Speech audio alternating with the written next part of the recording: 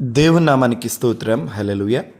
ప్రభువైన యేసుక్రీస్తు నామములో అందరికీ కూడా నా హృదయపూర్వకమైన వందనాలు.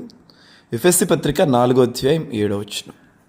అయితే మనలో ప్రతివానికిని క్రీస్తు అనుగ్రహించు వరము యొక్క పరిమాణము చొప్పున కృప ఇయ్యబడిను. చూడండి, దేవుని వాక్యాన్ని మనం ఎఫెసీ పత్రికని క్రమంగా ధ్యానిస్తున్నాం కదా. ఇక్కడ అపోస్తలుడైన పౌలు అంటున్నాడు, ప్రభు ఒక్కడే, విశ్వాసం ఒక్కటే, బాప్తిస్మం ఒక్కటే, అందరికీ తండ్రి అయిన దేవుడు ఒక్కడే. సో అయితే ఆయన ఒక్కడే ఉన్నాడు. అయితే మన జీవితాల్లో అనుగ్రహించబడిన కృప వారి వారి విశ్వాస పరిమాణమును బట్టి అనుగ్రహించబడిందన్న సత్యాన్ని చెప్తున్నాడు.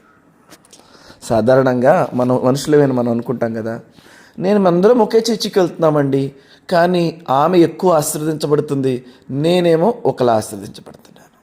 ఆయన బాగా ఉన్నాడు, నేనెందుకు ఇలా ఉన్నాను అన్న ఒకంత ఆలోచన బయటకు చెప్పుకోకపోయినా, ఆ వ్యక్తి ఎందుకు దీవించబడుతున్నాడు, దేవుడు నా ప్రార్థన ఎందుకు ఆలకించట్లా, ఆ వ్యక్తికి దేవుడు అంతెందుకు ఇచ్చాడు, దేవుడు నాకెందుకు ఎంత ఇచ్చాడు అనే ఒక ఆలోచన అయితే మరి మనుషుల హృదయాల్లో వస్తూ ఉంటుంది. ఇక్కడ దానికి ఈ వాక్యం వాటన్నిటికీ జవాబు లాంటిదని మనం చెప్పుకోవచ్చు. మనలో ప్రతివానికి క్రీస్తు అనుగ్రహించు వరము యొక్క పరిమాణము. ఏ పరిమాణం ఇది? విశ్వాస పరిమాణము.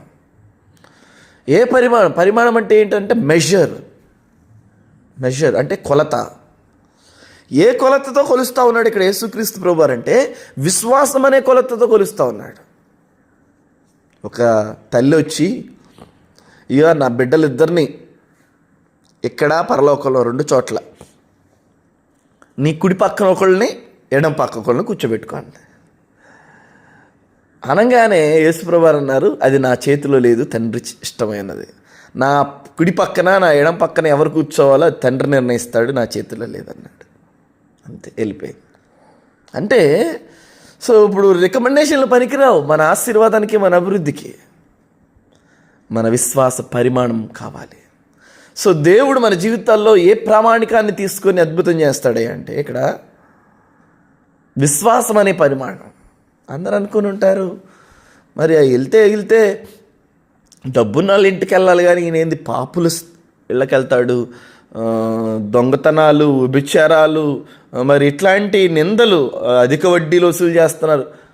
అప్పుడు యేసుప్రభువు ఉన్నారు, నేను పాపులను రక్షించడానికి వచ్చాను అన్నాడు. ఎందుకంటే వాళ్ళు సొల్యూషన్ వెతకడానికి వారి హృదయాన్ని తెరిచి ఉన్నారు కాబట్టి. మా దానికి ఒక పరిష్కారం ఇవ్వు ప్రభు అని చెప్పి ప్రభు సందులో వాళ్ళు ఎదురు చూస్తున్నారు కాబట్టి, తెరవబడిన హృదయాలు వాళ్ళ జీవితాలు ఉన్నాయి కాబట్టి, ఆ హేతువును బట్టి దేవుడు వారి జీవితాలు అద్భుతం జరిగించుకుంటూ వచ్చాడు. కనుక ఉదయకాల సమయంలో దేవుని వాక్యాన్ని ఉంటున్న మనందరం కూడా ఈ విషయంలో స్పష్టంగా మనం ఉండాలి. ఏంటిదయ్యా అంటే, మన విశ్వాసాన్ని మనం పెంచుకుంటూ, మన విశ్వాసంలో మనం అభివృద్ధి చెందుతున్న కొలది దేవుడు మన జీవితాల్లో చూపించే కృపా, కరుణ, వరము కూడా అవి మెజర్ పెరుగుతూ ఉంటాయి అన్నమాట. హల్లెలూయా. సో మన విశ్వాస పరిమాణాన్ని మనం పెంచుకునే వ్యక్తులుగా మనందరం కూడా ఉందుము గాక. ఆమేన్. దానికి తగినట్లుగా దేవుడు మన జీవితాల్లో కూడా కార్యాలు జరిగిస్తాడు. God bless you.